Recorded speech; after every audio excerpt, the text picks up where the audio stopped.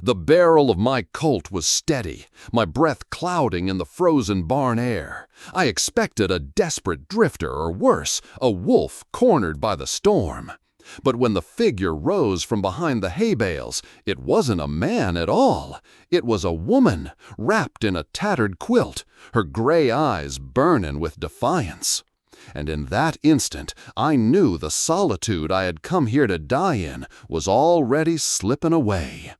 Only hours earlier, the world had been reduced to the space between my horse's ears and the endless white of a Montana blizzard.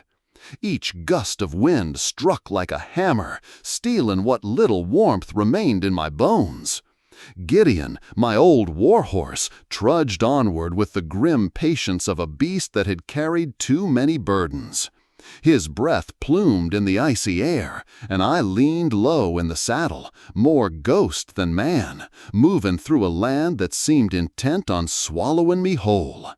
My name is Jonathan Hale, though most men who once knew it are long gone. I am 42 years old, though the mirror, had I cared to look in one, would show a man closer to 60. The war carved its story deep into me, the lines at the corners of my eyes from years beneath a punishing sun, the scar across my leg from a bullet that never healed right, the hollow in my chest from burying a younger brother the doctors could not save. I had not come to this forsaken country searching for a beginning. I had come seeking an end, quiet, cold, and merciful. Solitude, I believed, would be the last refuge for a man broken by too many memories. The deed to this abandoned homestead, bought at a county auction for less than a team of oxen, pressed stiff against my chest inside my coat. The locals had pitied me when I raised my hand to claim it. The old Miller place, they called it, shaking their heads. Winters up here had broken stronger men than me, but their contempt meant nothing. That was the point. I wanted the hardest, loneliest land I could find, a place where survival itself would leave no room for the ghosts of the past. Yet as the storm thickened, even I began to falter. My knee throbbed like hot iron with every mile, a curse from Shiloh that followed me into every winter. Darkness bled across the sky, and for a moment I wondered if I would simply vanish into the snow, one more nameless settler swallowed by the frontier. That was when I saw it. The cabin, half buried in drifts, a black silhouette against the storm. Beside it, a barn sagged under the weight of years, and a crooked fence line staggered drunkenly into the white. Smoke should not have been there, not from a place long abandoned. But I glimpsed a thin thread rising into the sky, quickly torn by the wind. Something stirred uneasily within me. Perhaps the storm was playing tricks. Perhaps not. I urged Gideon forward. The time for answers was coming, whether I was ready or not. By the time I reached the cabin, twilight had bruised the horizon purple, the storm howling through the pines like a choir of the damned. My body ached with the cold, so deep it felt etched into my bones. Gideon stumbled to a halt, sides heaving, and I leaned into him for warmth. We had made it, but barely. Most men would have gone straight to the cabin, desperate for a fire. But a soldier's habit dies hard. The barn loomed larger, a sagging carcass of timber, its roof hunched against the storm. If there was trouble to be found, human or otherwise, it would be there. I drew the Colt from its holster. The metal was bitter cold, familiar, and unwelcome in my hand. The barn doors were sealed by a crust of ice, and it took 3 savage kicks to jar them loose. They groaned open, shrieking like some wounded beast. The darkness inside was thick, pressing, and still. The smell of old hay and frozen earth drifted out, mingled with something else, faint but unmistakable. Soap, wool, human. I froze in the doorway. The only sound was the wind clawing at the rafters. Then, from the far corner, a rustle. Not the quick scurry of a rat or the nervous scratch of a raccoon. No, this was fabric. A person shifting their weight, trying and failing to stay silent. "I know you're in here," I said, voice low, echoing through the cavernous dark. "Come out." For a heartbeat, Nothing. Then, slowly, something stirred behind the hay bales. I braced, Colt raised. What rose from the shadows was not what I had prepared for. She stood, wrapped in a patchwork quilt, so faded it was nearly colorless, her body trembling beneath it. But her eyes, storm gray, sharp, unflinching, met mine without a flicker of fear. Her face was pale, thin, beautiful in a way that hardship had not yet managed to erase.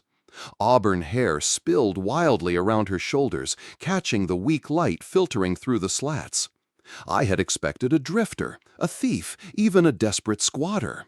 I had not expected her. "I figured the new owner would show up sooner or later," she said softly, voice rough with disuse. "Didn't expect him in the middle of a blizzard." Her words struck me harder than the wind. "Who are you?" I demanded, harsher than I meant.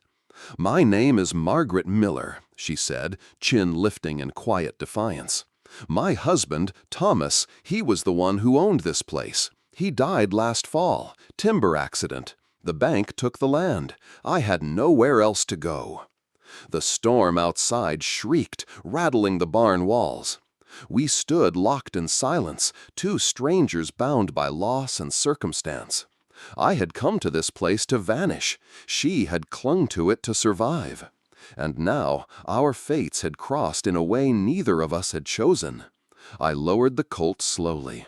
My plans for solitude had already begun to unravel. If you found this helpful, a quick like really helps us keep creating. If you're still watching right now, drop a 1 in the comments so I know you're still with me on this journey. The cabin was colder inside than the storm outside. The air clung damp to my lungs. The walls themselves seemed to breathe a slow, icy draft. A soot-blackened hearth dominated the room, silent and useless. A rough-hewn table sat in the center with two mismatched chairs, as though even the furniture had long ago given up hope of matching. In the far corner, a bed frame sagged beneath a thin cornhusk mattress. Dust coated everything. Margaret stepped past me with the quiet confidence of someone who already knew the place. She didn't look around with surprise or disappointment. No, her expression was one of weary recognition. She had lived here before. This room had once been hers.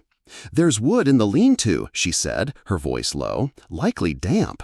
I set down my saddlebag, flour, a strip of salt pork, half a bottle of whiskey, and went to see. She hadn't lied. The logs were wet, stacked carelessly, the kind that sulked and hissed instead of burning. It took me 10 minutes of coaxing and cursing before a weak flame caught, licking upward with hunger. When I turned back, she was still wrapped in her quilt, standing motionless near the door, watching me. Her gaze carried no panic, no begging, just an exhausted calculation. I was a stranger who held all the power here. She was waiting to see what kind of man I was. The fire's glow spread reluctantly through the cabin, casting our shadows across the walls. The small circle of warmth felt like a fragile promise, easily broken, easily lost. "You'll need water," she said after a time. "Pump's frozen. Pour hot water over the handle first." Her words struck me like an order, and I almost bristled. But I saw something in her tone, not arrogance, but experience. She had survived here long enough to know the tricks. I melted snow in a kettle, poured it over the iron, and the pump groaned awake, coughing out dark, bitter cold water. By the time I returned, Margaret had found an old skillet and wiped it clean with a rag and snow. She stood over the fire, unwrapping the salt pork, her hands red and cracked from cold, but moving with a practiced efficiency. She didn't ask permission, she simply worked. I leaned against the wall, arms crossed, watching. She mixed flour into a dense dough, flattening it into rough bread. The skillet hissed, the smell of frying pork rising through the cabin. The aroma was startling, an intrusion of life into a place that smelled only of dust and neglect. When she set the food on the table, she didn't speak. Neither did I. We sat across from each other, two weary travelers thrown together by the storm. The bread was heavy, the pork salty, but it was hot. My stomach growled in spite of me. We ate in silence. No questions, no answers. Just the sound of the fire cracking and the wind rattling the window frame. For the first time in months, maybe years, I wasn't eating alone, and that truth unsettled me more than the storm. Morning came pale and brittle, the storm spent, but leaving a silence so heavy it pressed against the walls. I woke stiff and aching from the floorboards, the fire reduced to faint embers. Margaret was already awake, standing near the window. Her hair caught the new light, auburn against the white glow outside. She didn't turn when I rose. "Snow's deep," she murmured. "We'll need paths cleared before nightfall." The word "we" sat strangely on my ears. Still, she was right. Work had to be done if either of us intended to last the week. We moved through the morning with little speech, she boiling water, I cutting what dry wood I could salvage. When we sat again at the table for a thin breakfast, the silence between us felt different. Less a truce, more a waiting. It was she who finally broke it. "My husband," she began, eyes fixed on her hands. "Thomas Miller, he was the one who built this cabin." I said nothing, only listened. At first, he was full of ideas. Talked about orchards, horses, maybe even building a bigger house when we made our fortune. A trace of a smile flickered, then vanished. But the winters are harder here than any dreamer can imagine. The first nearly broke him. The second finished the rest. Her voice thinned, like she was walking on ice. He started going into Stone Creek more often. Came back smelling of whiskey, of cards. He wasn't cruel, not always, but he had a temper. And when the bottle was empty, so was his patience. Her hands trembled slightly. She folded them together, forcing them still. He died last October, a falling tree in the timber yard. They told me it was quick. The bank didn't wait. Within a week, they told me I had 3 days to clear out. Her eyes finally lifted to mine.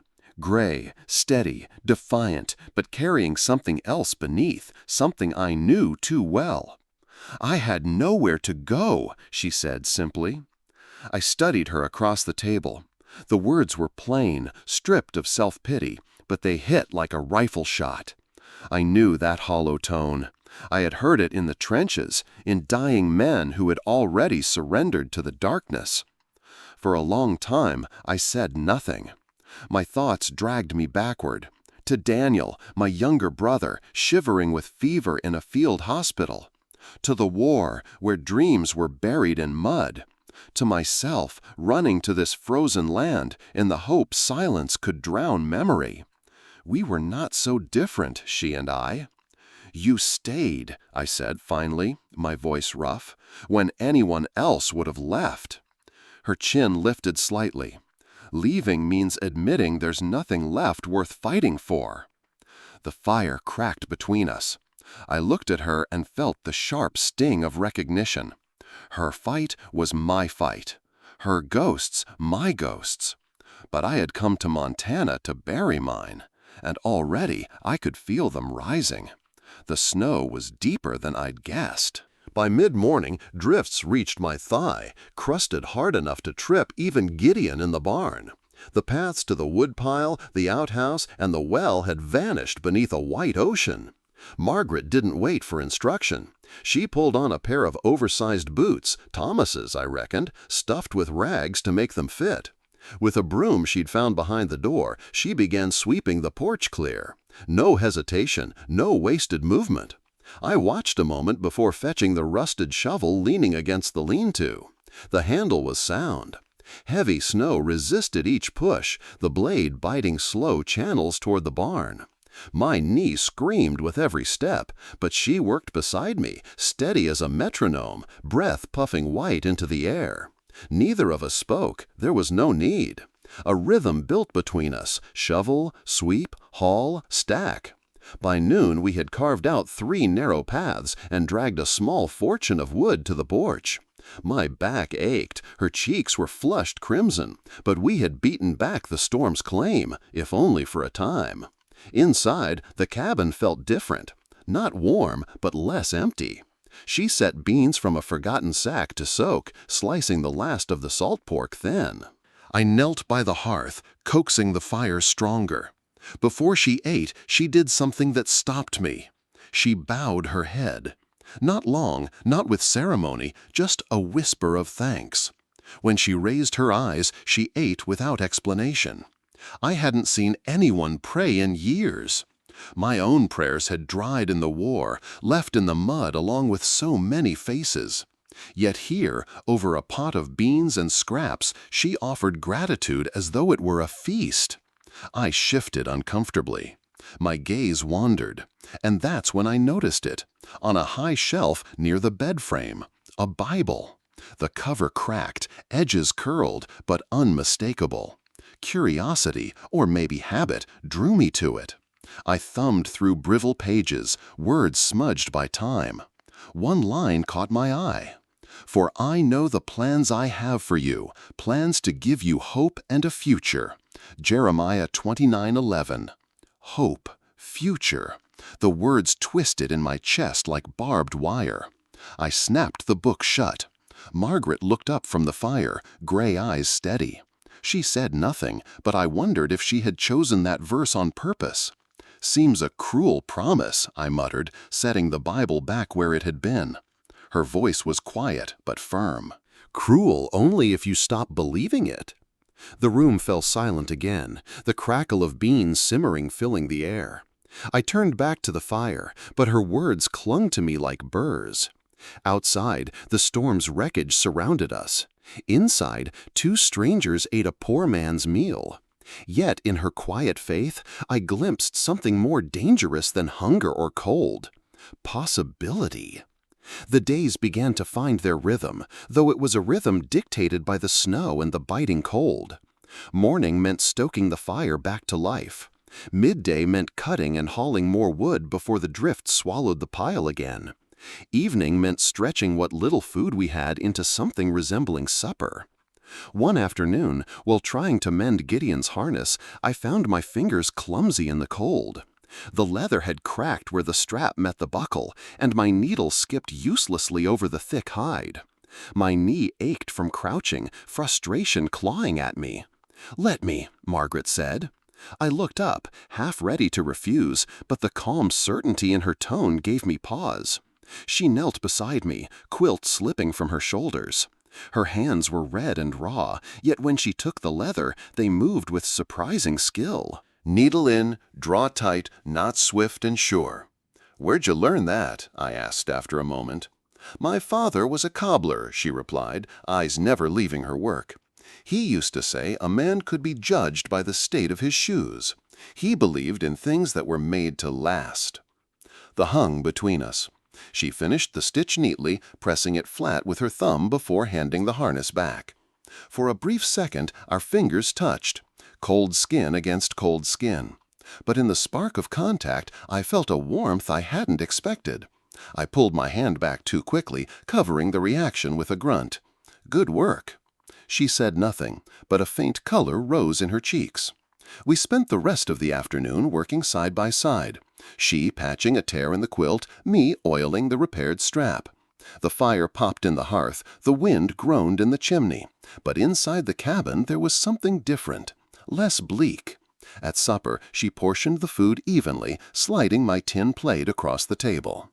The gesture was simple, but I found myself watching her hands, the way she smoothed the fabric of her dress absent-mindedly, the way she tucked a strand of auburn hair behind her ear when it fell forward. I caught myself staring. Quickly, I looked down at my plate. It was dangerous, this stirring in me. I had come to Montana to bury the past, to let silence freeze everything inside me solid. Yet, with every day she remained, with every skill she revealed, with every quiet strength she showed, something thawed.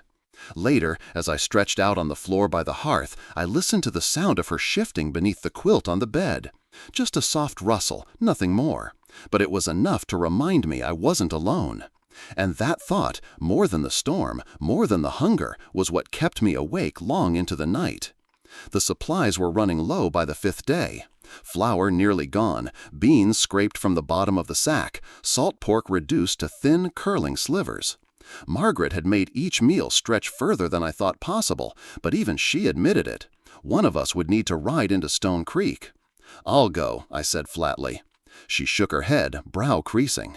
"The trails are dangerous after the storm, ice beneath the drifts. I've made longer rides in worse weather." My tone ended the matter.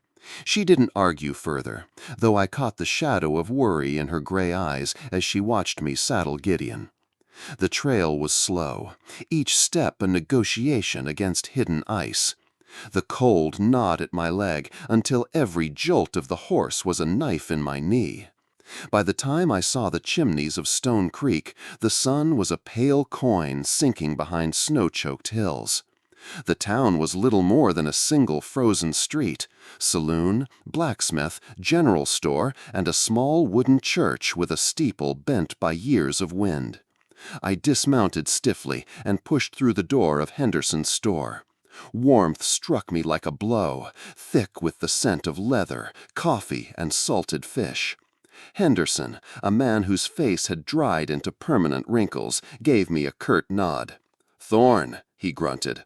"Figured that storm might have buried you for good." "Not yet," I said, sliding my list across the counter. "Flour, coffee, salt, lamp oil, and," after a pause, "women's boots."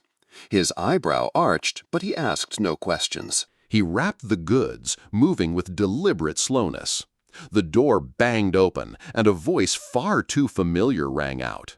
"Well, if it isn't Cousin Jonathan!" Silas Hale strode in, cheeks flushed with drink, eyes sharp as a hawk's. He had always been a man whose ambition outweighed his worth, forever sniffing for profit where none was welcome. "I heard you'd bought the Miller place," he said, clapping me on the shoulder a little too hard. "Thought maybe you'd come to your senses and were selling it back to the county." "I'm stocking up," I replied, voice tight. His gaze fell to the boots wrapped on the counter. A slow, greasy smile spread across his face. "Well now, don't tell me you found yourself a housekeeper? Some poor lost soul from the church mission, maybe?" The tone, the leer in his eyes, ignited something hot and protective in me I hadn't expected. "They're not for you to wonder about," I said, low. Silas tilted his head, savoring the moment. "Word is the Miller widow's still hanging around. Pretty thing, but proud. You wouldn't be harboring her, would you? Bank's not too fond of squatters." The words landed like a hammer. For a heartbeat, silence hung heavy. Then, before I could think, I spoke. "She's under my protection." The store went still. Even Henderson glanced up, his weathered face unreadable. Silas blinked, caught off guard by the steel in my voice. His smile faltered. He muttered something about needing tobacco and slunk toward the shelves. I gathered the parcels and left without another word. But as I stepped back into the cutting wind, my chest still burned. I had not meant to say it, yet I had, and now there was no taking it back. By the time I reached the cabin again, night had fallen hard, the air sharp enough to cut. A singly square of golden light shone through the frosted window, glowing against the vast wilderness like a beacon. My chest tightened at the sight. Inside, the change was immediate. The hearth blazed, casting the room in warm orange. A stew simmered in the pot, filling the cabin with the smell of rabbit and herbs. And there at the table sat Margaret, mending a tear in her quilt by the lamplight. She looked up as I entered, and for the first time her face broke into a smile unguarded, unmeasured. Relief. "You came back," she whispered. "I said I would," I answered, though the words felt heavier than I intended. I set the sacks of flour and coffee on the table, the lamp oil beside them. Then, without a word, I placed the smaller wrapped parcel in front of her. Her hands hesitated before untying the string. She peeled back the paper. When the boots appeared, sturdy leather lined with felt, her breath caught. She lifted one, fingers tracing the stitching as if she scarcely believed it was real. "You didn't have to." Her voice wavered, eyes glistening in the lamplight. "Not for me." "Your feet were cold," I said gruffly. It was all I could manage. For a heartbeat, she sat motionless, clutching the boot. Then she rose. Without warning, she stepped close, rising onto her toes. Her lips brushed my cheek, light, fleeting, but burning like a brand against my skin. "Thank you, Jonathan," she whispered. I stood rooted, every wall I had built inside myself cracking under the weight of that single gesture. I had come to Montana seeking silence, seeking to be forgotten. Yet here, in a drafty cabin with a widow in patched clothes, I felt something I thought long dead stirring awake. As I sat later with the stew, the warmth seeping into my bones, a memory returned unbidden. Sunday mornings long ago, before the war, my mother's voice reading from the family Bible. And now these three remain: faith, hope, and love. But the greatest of these is love. 1 Corinthians 13:13. I hadn't thought of those words in years. I had dismissed them as childish comforts, stripped away by gunpowder and graves. Yet now, with Margaret across the table, her cheeks still faintly flushed, I felt the truth of them in a way that unsettled me more than any storm. Love, the very thing I had buried with my brother, with the war, with every empty year since, was clawing its way back. I met her eyes across the firelight. She didn't look away. The silence between us was no longer heavy with mistrust. It was charged, alive. And for the first time since I could remember, I feared not the cold outside, but the warmth blooming inside me. If you're still watching right now, drop a 1 in the comments so I know you're still with me on this journey. Sleep did not come easy that night. I lay on the floorboards near the hearth, staring at the dark rafters, listening to the quiet rhythm of Margaret's breathing from the bed only a few feet away. The cabin was warm for once, the storm held at bay. But inside me there was no peace. My cheek still burned where her lips had touched. It should have meant little, a fleeting brush, no more than courtesy, perhaps gratitude. Yet it felt heavier than any battle scar I carried. Heavier than the years of silence I had wrapped around myself like armor. I had built walls, high, cold, unyielding. I thought Montana would be the place to let those walls stand unchallenged until they crumbled with me. But Margaret had walked into that fortress with nothing more than a threadbare quilt and storm-gray eyes, and already the stones were toppling. I turned onto my side, pressing a hand over my face. Fool! This was not what I had come here for. I had not bought this land to rediscover feeling. I had bought it to forget. Yet forgetting was no longer possible. The fire cracked, sending shadows across the ceiling. I remembered her smile when she saw the boots, the way her hands trembled as though she was afraid they might vanish if she held them too tightly. I remembered the way she had looked at me, straight, steady, with no fear, only trust. That trust was the weight crushing me now. What had I done? By giving her shelter, by offering her those boots, by letting her sit across from me night after night, I had opened a door I could never close again. I shifted restlessly. Gideon snorted in the barn outside, a reminder of the steady world that once made sense to me. A man and his horse, silence and cold, the end he had chosen. That world was gone now, replaced by one fragile, terrifying word: we.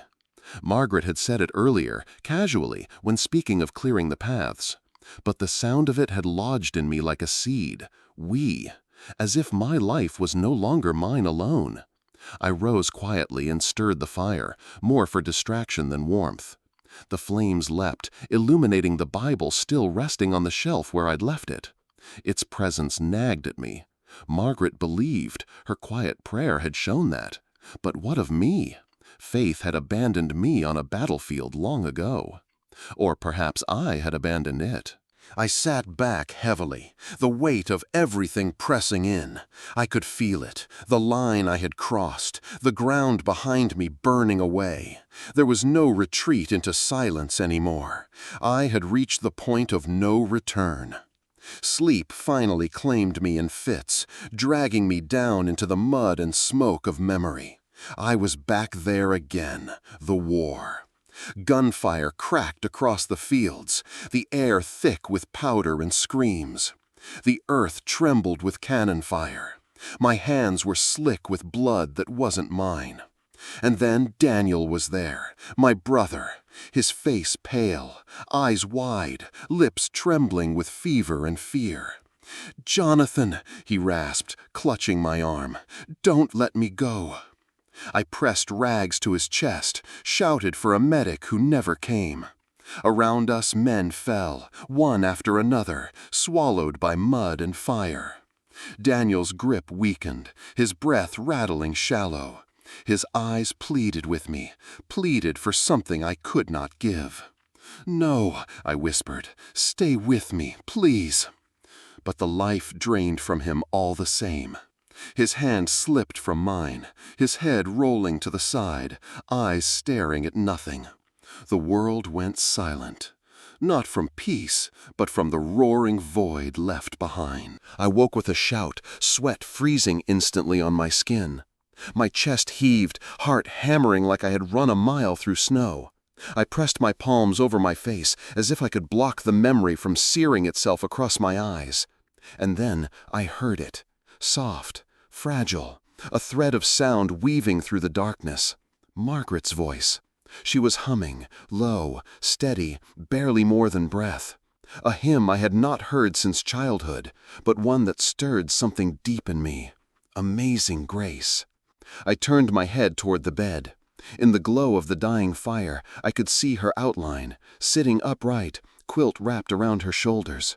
She hummed as if to herself, not knowing I was awake, not knowing her voice was binding the cracks inside me. Amazing grace, how sweet the sound. The words rose faintly in my memory, though she didn't sing them aloud. I mouthed them anyway, unbidden. Words my mother had once sung over us in a cabin not unlike this one. Words I had buried beside Daniel. Tears burned my eyes, unexpected and unwelcome. Margaret's voice lingered in the shadows like a prayer. She was not trying to save me. How could she? She didn't know the depths of the battlefield that still claimed me every night. But her song reached there anyway. For the first time in years, the nightmare receded, not into silence, but into something gentler. A light I didn't trust, but couldn't deny. I lay back down, staring at the rafters, her humming the only anchor holding me steady. And in that fragile moment, I realized something terrifying. Solitude had never truly been my salvation. But perhaps, just perhaps, grace could be. The next day brought no reprieve. By dusk, the wind had risen again, keening through the trees like some mournful spirit. Snow began to drive against the cabin walls in hard, stinging sheets. The storm was back. Margaret moved quickly, gathering what blankets and sacks she could. "The window frame's loose again," she said, her voice urgent but steady. "If we don't pack it, the draft will bleed us of every bit of warmth before morning." I nodded, grabbing my hunting knife. The wind shoved at the cabin door as if trying to claw its way in. We set to work, me cutting strips from old grain sacks, her pressing them into the cracks around the window with the blunt edge of a spoon. The storm roared outside, rattling the shutters, shaking the very bones of the cabin. Inside, we worked shoulder to shoulder, the space so tight our arms brushed every time we moved. Her hair kept falling forward, and once it brushed against my cheek as she leaned close to press the fabric into a gap. The faint scent of wood smoke and pine clung to her. "Hold this," I said, steadying the frame while she wedged another strip. Our hands touched, cold skin against cold skin, and neither of us pulled away this time. For a long moment, the world outside ceased to matter. It was only her breath, quick in the dark, and my own heart hammering too loud. Then a fresh gust slammed against the cabin, jerking us back to the task. We pressed the last strips tight, sealing the worst of the draft. When it was done, Margaret let out a long breath, leaning her forehead briefly against the wall as though gathering herself. I stood beside her, too aware of the space between us and how little of it there was. The fire crackled, throwing shifting light across her face. In that glow, her storm-gray eyes looked softer, vulnerable in a way I had never seen before. "You've done this before," I said quietly, more to fill the silence than anything else. She gave a small, tired smile. "You learn fast when the cold tries to kill you." I should have stepped away, put distance between us, but my feet stayed rooted. I wanted to reach out, to tuck the stray lock of hair back from her face, to close the final inch between us. The urge frightened me more than any storm. Instead, I cleared my throat and turned back to the fire. "It'll hold through the night." Margaret lingered a moment longer at the window, then nodded. She returned to the hearth, quilt wrapping around her once more. But as I stretched out on the floor, I knew the storm outside was not the only one I had to face. The one inside me was far more dangerous. The storm relented by morning, leaving a sky washed clean and pale. Snow lay deep, glittering like a field of broken glass beneath the weak sun. Inside, the cabin felt warmer, though it wasn't the fire alone. Something had shifted. I woke before Margaret and stoked the embers back to flame. Instead of lying back down as I once would have, I fetched water from the pump, broke ice from the bucket, and set it to boil. When Margaret stirred, the smell of coffee was already filling the air. She blinked, surprised. "You started the morning without me." I shrugged, though the corner of her mouth lifted in the faintest smile. Through the day, I found myself working without waiting for her direction. When I saw the woodpile low, I hauled more without complaint. When she mended clothes, I cut kindling beside her, the rhythm of our hands moving in unspoken harmony. It wasn't obligation driving me anymore. It was something I couldn't yet name, but it steadied me more than silence ever had. At noon, we shared a meal of beans and bread. The bread had blackened in the pan, and Margaret frowned at it. "Ruined." I bit into mine, coughed at the bitterness, then shook my head. "Best I've had in months." Her eyes narrowed, suspicious. "You're mocking me." "Not at all." I held the bread up solemnly. "I'll tell folks in town it's the work of a master cook." For the first time since I'd met her, she laughed. It wasn't loud, just a quiet, genuine sound that slipped past her defenses. And against my will, I laughed too. The sound startled me. It had been years, years, since such a thing had escaped my throat. We both fell silent after, embarrassed, but the air between us felt lighter. That evening, while she sewed by lamplight, I caught her glancing at me. Not suspicious, not guarded, just watching. As if she saw something different in me than the man who had ridden into this storm days ago. Perhaps she did. I stretched out near the fire, hands behind my head, and realized I no longer felt the same crushing weight in my chest. The ghosts were still there, but quieter. For the first time, the silence in the cabin was not suffocating. It was companionable. Margaret finished her stitching and set it aside. The lamplight caught in her auburn hair as she bent over the quilt. Her expression was soft, almost peaceful. I turned away quickly, unsettled. This was not the life I had chosen. Yet here it was, seeping into me all the same.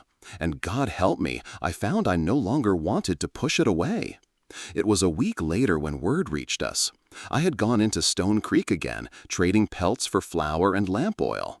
The town was restless with talk, whispers that hushed when I stepped through doors.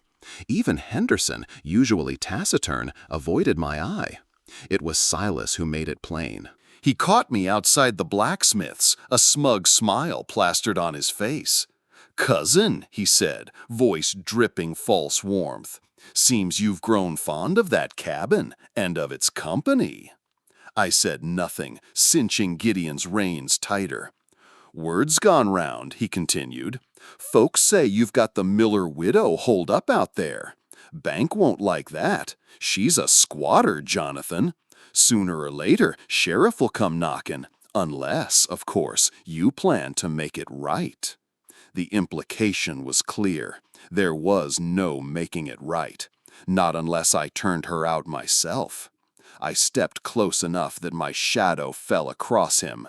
You'll do well to keep her name out of your mouth." Silas's smile faltered, but he covered it with a laugh. "Careful, cousin. You're already half the talk of Stone Creek.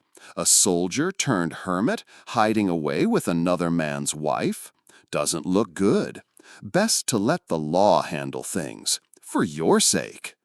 He left me standing in the street, his words heavy as lead. The ride home was slow, my mind darker than the road. I had known from the start this couldn't last, that the world beyond the cabin would eventually intrude. Still, hearing it spoken aloud, knowing the bank had its eye on her, drove the truth in like a nail. Margaret was at the door when I returned, her face lifting with quiet relief. She took the sack of supplies without question, setting them on the table. But she saw it in me. "What is it?" she asked. I hesitated, then told her. About Silas, the gossip, the bank. The color drained from her cheeks, though her voice remained steady. I knew they wouldn't forget me. Her hands tightened on the sackcloth. "They'll come." I looked at her across the flickering firelight. The storm-gray eyes that had defied hunger, cold, and loss now held something else: resignation. She was bracing for the inevitable, the world tearing away what little she had left. For a moment, the old instinct rose in me, to retreat, to stay silent, to let the storm pass over and keep my distance. But when I saw her standing there, alone, waiting to be cast adrift again, I knew. There was no distance left, no fortress, no silence that could protect me now. If they came for her, they would have to go through me. The fire burned low that night, its glow throwing long shadows across the cabin walls. Margaret sat quietly by the table, mending the same quilt she always carried, her fingers moving steady though her eyes betrayed her worry. The gossip of Stone Creek hung between us like smoke, too thick to ignore. I watched her in silence, the weight of choice pressing harder with each crack of the fire. She had suffered enough. Winters that broke her husband, a banker's cruelty, a community that turned its back. And now, because of me, her refuge had been exposed. My old self would have walked away.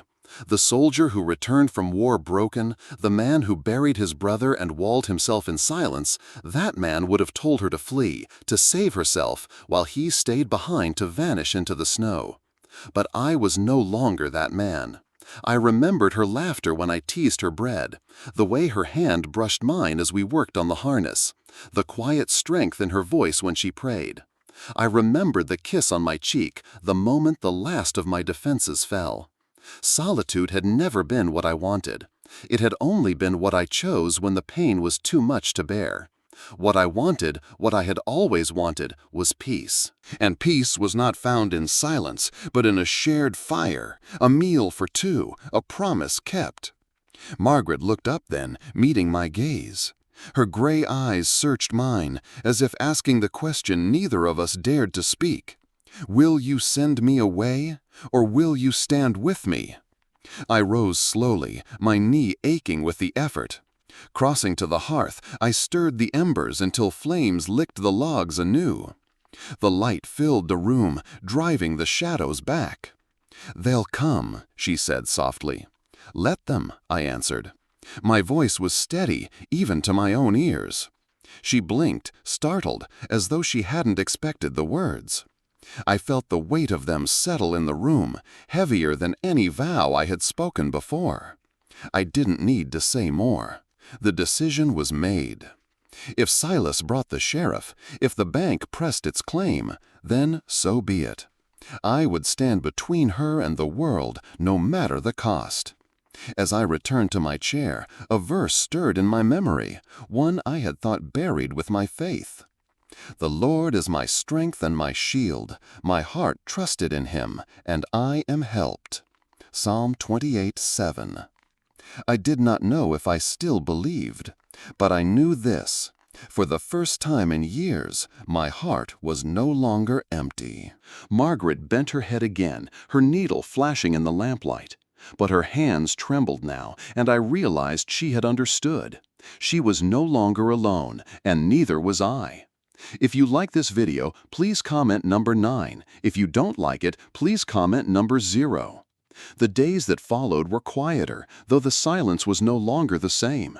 It wasn't the emptiness I had once craved, nor the suffocating weight of two strangers bound by necessity. It was something else, an unspoken pact, a fragile rhythm built on trust. Margaret moved about the cabin with her usual efficiency, tending the fire, boiling beans, brushing snow from the porch. But now she looked at me differently. Not as a man who might cast her out when it suited him, but as one who had made his choice. She didn't ask again about the bank or about Silas. She didn't need to. Each morning I rose earlier, cutting wood before she stirred, filling the bucket so she wouldn't face the frozen pump alone. My knees still ached, my hands still cracked from cold, but the work felt different. I wasn't merely enduring the winter anymore. I was sharing it. One afternoon, as I patched a gap in the barn wall, I saw her standing at the fence line, staring out across the snowbound valley. Her quilt wrapped tight, hair whipping loose in the wind. I joined her, leaning on the post beside her. "They'll come," she said simply. I nodded. "Aye, sooner or later." She turned, her eyes sharp, searching. "And when they do?" The old me would have dodged the question, buried it in silence. But I had already made my vow. "Then they'll find me here," I said, standing. For a moment, the wind was the only sound. Then she gave the faintest nod, her shoulders easing, as if a weight she had carried alone was finally set down. That evening we ate together by the fire, the stew thin but warm. Margaret bowed her head as always, whispering thanks. I didn't speak, but for the first time I found myself closing my eyes too, letting her prayer cover us both. Later, when the lamplight burned low, she set her mending aside and looked at me across the table. "You've changed, Jonathan." I shifted, uncomfortable under her steady gaze. "Maybe." "You laugh now." Her lips curved in a ghost of a smile. "You even make coffee before I wake." "That's no small thing," I muttered, and she laughed softly. The sound lingered in the cabin long after. That night, as I stretched out near the hearth, I listened to the storm winds fading against the walls. Margaret shifted on the bed, pulling the quilt higher. "Jonathan," she said suddenly, her voice soft in the dark. I turned my head. "Yes?" "Thank you." "For what?" she didn't say.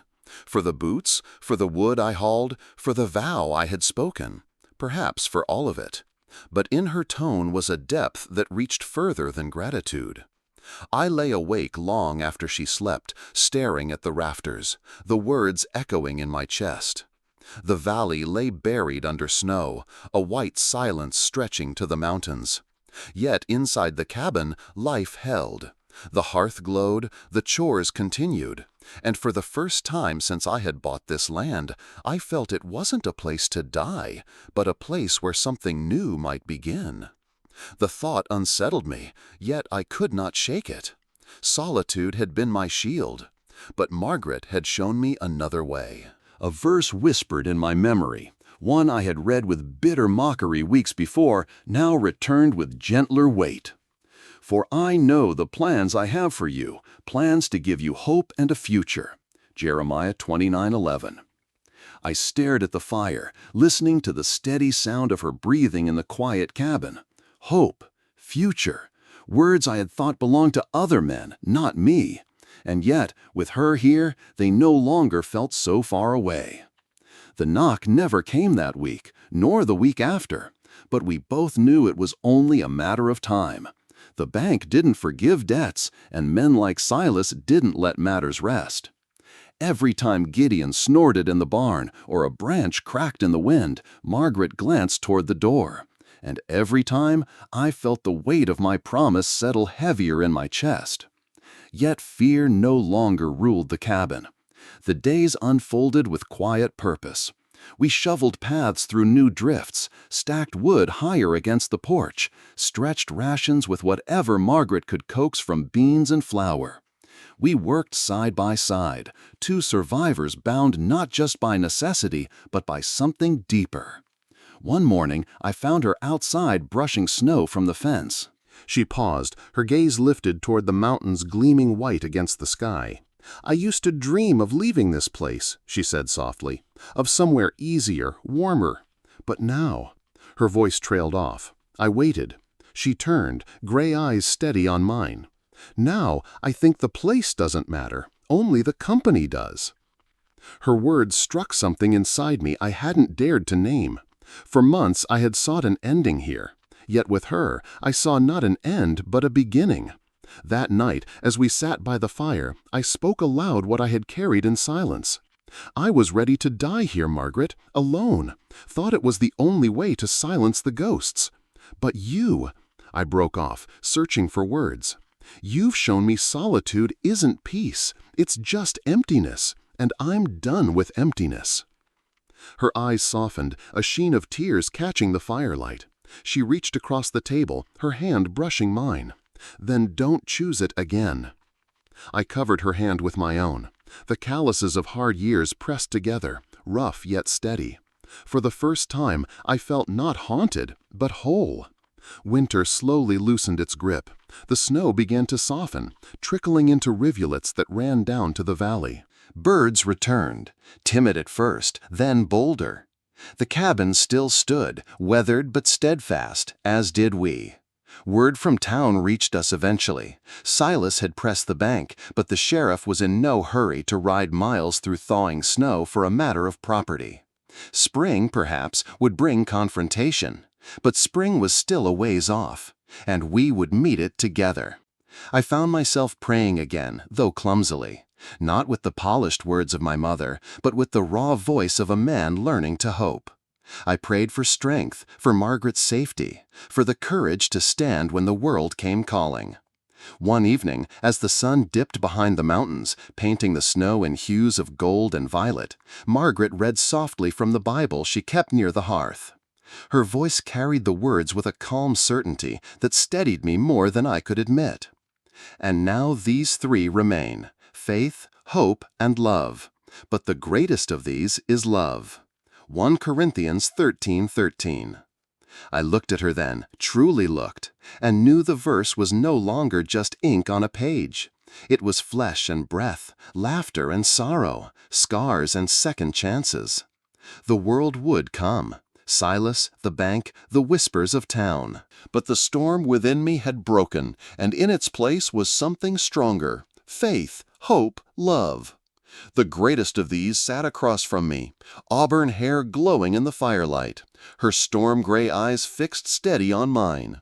And for the first time, I welcomed whatever tomorrow might bring. Stories like Jonathan and Margaret's are more than just tales of snowbound cabins and fading lanterns. They are mirrors of our own journeys. Many of us have known loss, silence, or seasons where hope felt buried beneath heavy winters. And yet, even in the harshest places, God's grace can stir a quiet thaw. Companionship, trust, and simple acts of kindness remind us that life is never meant to be endured alone. For those who lived through long years of labor, faith, and change, perhaps you see pieces of yourself here. The resilience, the scars, the longing for peace that only love and belief can bring. If this story touched your heart, don't let it end here. Subscribe and join us as we bring you more true Wild West stories, tales of courage, redemption, and unexpected hope in a rugged land. Because sometimes the frontier teaches us not just how to survive, but how to live again.